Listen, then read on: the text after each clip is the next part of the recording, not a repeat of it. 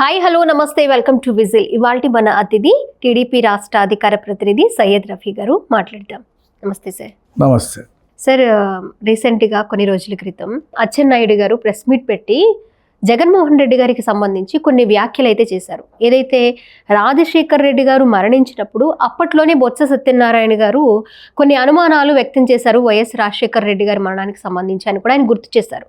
అంతేకాకుండా పార్టీ మీద, డబ్బు మీద ఉన్న, పదవి మీద ఉన్న వ్యామోహం తండ్రికి బాడీని తీసుకొచ్చే విషయంలో కానివ్వండి, లేకపోతే బాబాయ్ చనిపోయినప్పుడు ఎవరు దీనికి పూనుకున్నారు అని సిబిఐ ఎంక్వైరీకి సంబంధించి ఆయన ఎందుకు ముందుకు రావట్లేదు అని జగన్మోహన్ రెడ్డి గారిని కొంచెం బాణం విసిరేలా మాట్లాడారు. ఆయన ఏ విధంగా చూడొచ్చు సార్? ఆయన కామెంట్కి మీ స్పందన ఏంటి? అదే ఇవాళ మొత్తం రాష్ట్రంలో అచ్చెన్నాయుడు గారు మాట్లాడినటువంటి మాటల మీద పెద్ద ఎత్తున ప్రజల్లో చర్చ జరుగుతుంది. అంటే ప్రజల్లో ఉన్నటువంటి మాటలే అచ్చెన్నాయుడు గారు చెప్పారు, కొత్తగా ఏం చెప్పలేదు. అయితే ఇక్కడ మనం చర్చించుకోవాల్సిన విషయం ఏంటంటే, జగన్మోహన్ రెడ్డి గారు సరే ఆయన ఆ శవం తీసుకురావడానికి ఆ పావురాలగుట్టకి వెళ్ళాడా లేదా, లేకపోతే అప్పుడు ఏ స్టేట్లో ఉన్నాడు ఆయన, ఎప్పుడు వచ్చాడు, అవి అనవసరం. అది ప్రజలు అనుకుంటున్నారు, ఆయన కూడా చెప్పాడు. అనవసరం కాదు, దాన్ని పక్కన పెడదాం. రాజశేఖర రెడ్డి లాంటి ఒక పెద్ద నాయకుడు చనిపోయినప్పుడు ప్రజలకి ఒక అనుమానం ఉంటుంది. అవును, ఇప్పటికీ ఉంది. ఆ హెలికాప్టర్లో చాలామంది 4-5 ఉన్నారు, ఆ పోలీస్ ఆఫీసర్లు వాళ్ళు కూడా చనిపోయారు. అవును. అంటే అది యాక్సిడెంటల్గా కాకతాళీయంగా జరిగిందా, అప్పుడు ఉండేటువంటి ఆ వర్షం, ఆ గాలికి హెలికాప్టర్ పడిపోయి చనిపోయారా, లేదా దీని వెనక ఏమైనా కుట్ర ఉందా అని ప్రజలు అనుకున్నారు ఆ రోజున. అయితే కుట్ర ఉంది అని చెప్పింది ఎవరు? జగన్మోహన్ రెడ్డి గారు, వాళ్ళ మదరు విజయమ్మ గారు ఎమ్మెల్యేగా ఎలక్ట్ అయ్యి అసెంబ్లీలో ఈ విషయం అడిగారు. ఇది మాకు అనుమానం ఉంది ఈ హెలికాప్టర్ క్రాష్ మీద అని చెప్పి ఆమె అడిగారు. అప్పుడు బొత్స సత్యనారాయణ గారు, ఇది జరిగింది మీరు మా పార్టీ మీద, కాంగ్రెస్ అధిష్టానం మీద కూడా మాకు అనుమానం ఉందని చెప్పి ఆమె మాట్లాడారు. అప్పుడు ఈయన రియాక్ట్ అయ్యాడు. పిసిసి ప్రెసిడెంట్గా ఉన్నాడు బొత్స సత్యనారాయణ గారు. రియాక్ట్ అయ్యి జగన్ మీదే మాకు అనుమానం ఉందని చెప్పి ఆయన చెప్పాడు. ఓ పేపర్ స్టేట్మెంట్ కూడా ఇచ్చారు. ఆ పేపర్ కూడా నిన్న అచ్చెన్నాయుడు గారు చూపిస్తున్నారు.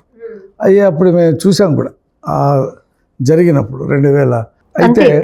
అయితే జగన్మోహన్ రెడ్డి గారు ఆ తర్వాత ఇది కుట్రపూరితమైనటువంటి ఈ క్రాష్, దీని వెనక సోనియా గాంధీ ఉంది, రిలయన్స్ అధినేత ముఖేష్ అంబానీ ఉన్నాడు అని నేను బాహటంగా చెప్పాడు. ఆయన అన్నారు, ప్రజల్లో కూడా చాలా వరకు స్ప్రెడ్ అయింది. ఎందుకు? సాక్షి పేపరు పుంఖాను వార్తలు రాసింది. సాక్షి టీవీలో గంటల కొద్దీ దీని మీద, ఈ అనుమానం మీద చర్చలు పెట్టారు. అది ప్రజల్లో పెద్ద ఎత్తున వెళ్ళిపోయింది. చాలామంది సోనియా గాంధీని, రాజీవ్ గాంధీని, ఇందిరాగాంధీని తరతరాలుగా అభిమానించే వాళ్ళు కూడా నమ్మి వాళ్ళకి దూరం అయ్యారు. ఇది ఈ కుట్ర వెనుక సోనియా గాంధీ, ముఖేష్ పార్టీ అధినేతలు ఉన్నారని ఎప్పుడైతే చెప్పారో వాళ్ళు దూరం అయ్యారు, అంటే హర్ట్ అయ్యారు. రాజశేఖర రెడ్డిని ఈ రకంగా ఆమె చేస్తుందా అని.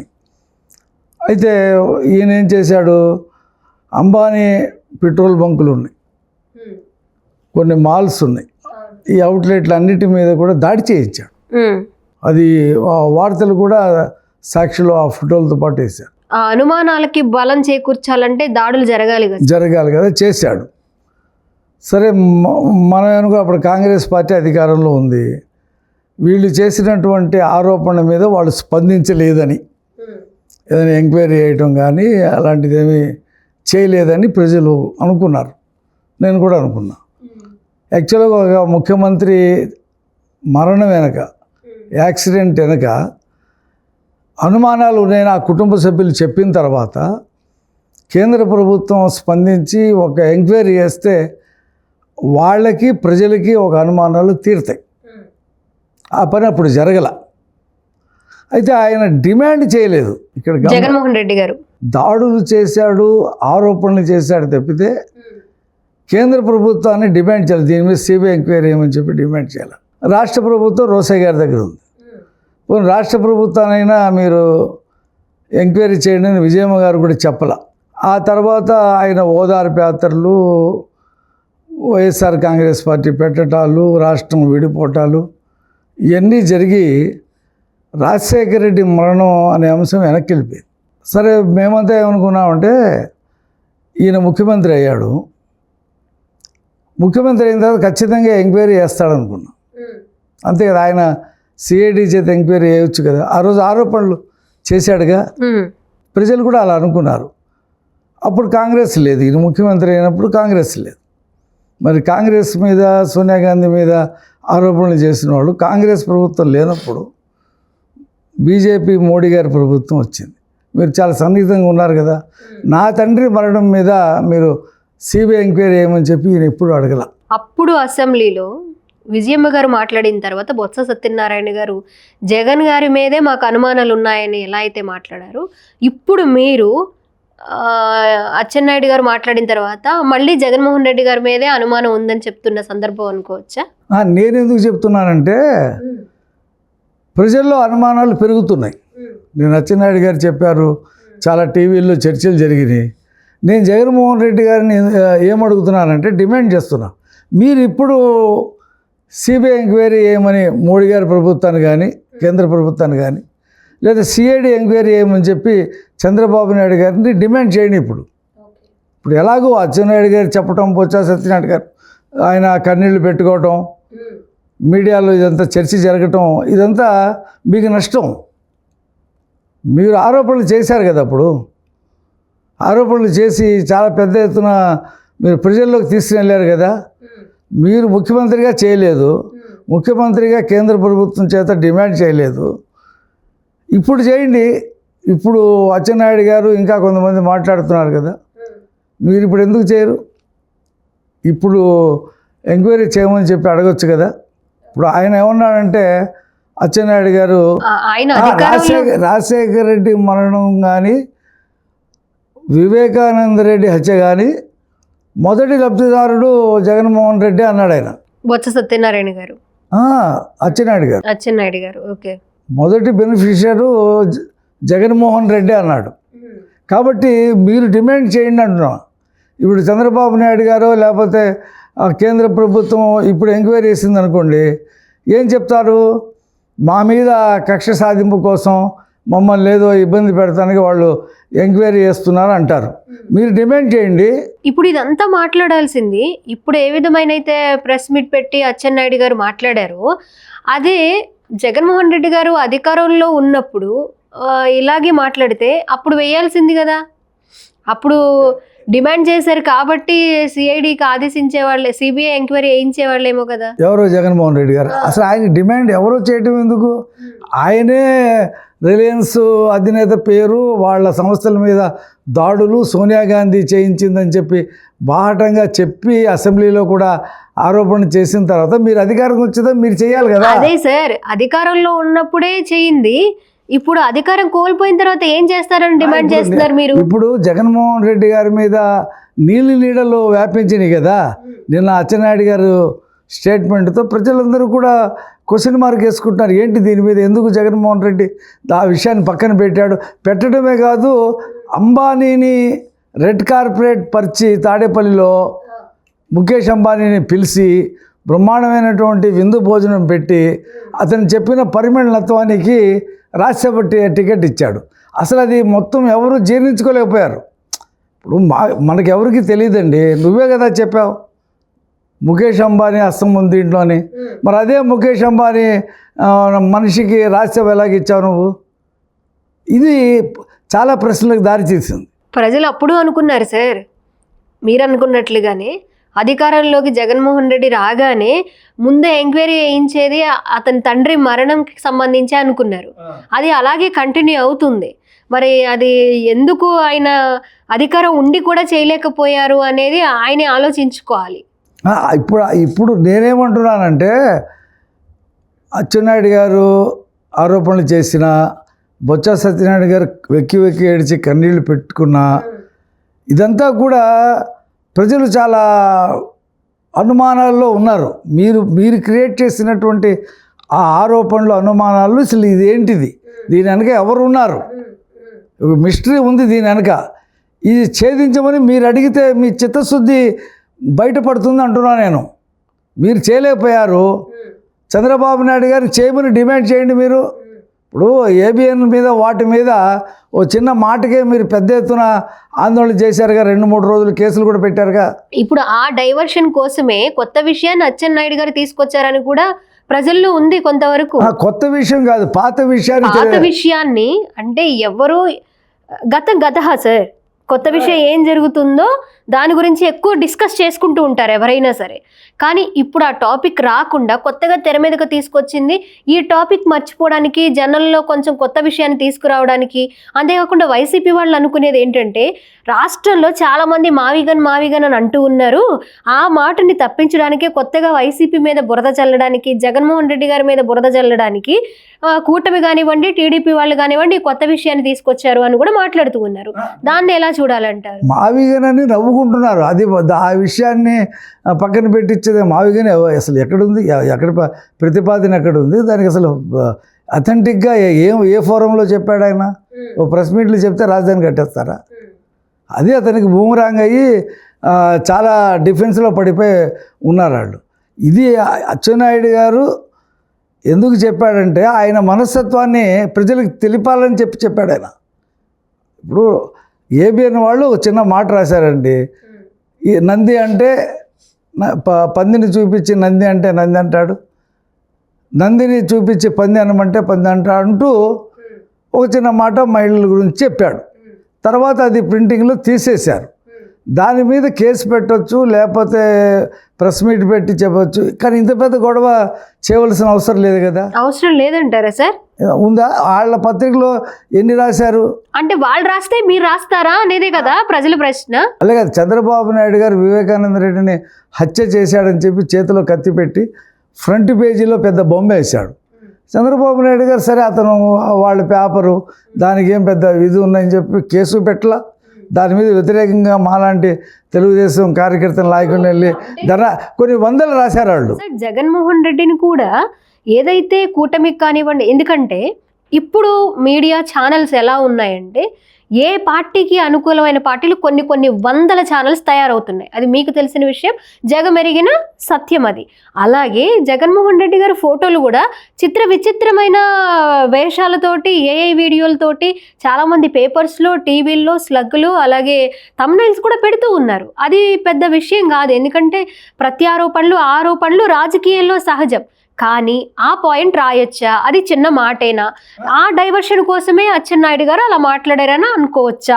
అది ప్రజల పక్షంగా మా మీడియా వాళ్ళు అడుగుతున్న ప్రశ్న. అనుకోవడం లేదు. ఆయన విపరీత మనస్తత్వానికి ఇంకా వాళ్ళ పార్టీ నాయకులు, కార్యకర్తలు ఏం చెప్తే అది చేస్తున్నారు. ఆలోచన అనేది లేదు. 3 రాజధానులు అంటే జై 3 రాజధానులు, బల్లలు జెర్సీ ఎమ్మెల్యేలు అందరూ. ఇవాళ మావిగన్ అంటే ఎస్ మావిగన్. ఏంటి అసలు ఇది? అతనిది విపరీతమైన మనస్తత్వం.